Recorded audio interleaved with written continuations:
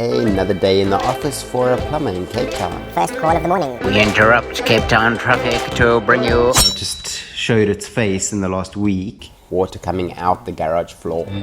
First move is to always check the water meter. We clearly have a major leak here, so we continue opening up the concrete until we have space to work. While we are busy, we remove an old unused water meter and the actual leaking polycarb pipe. Often with polycarb, sharp object eventually punches through the wall of the pipe.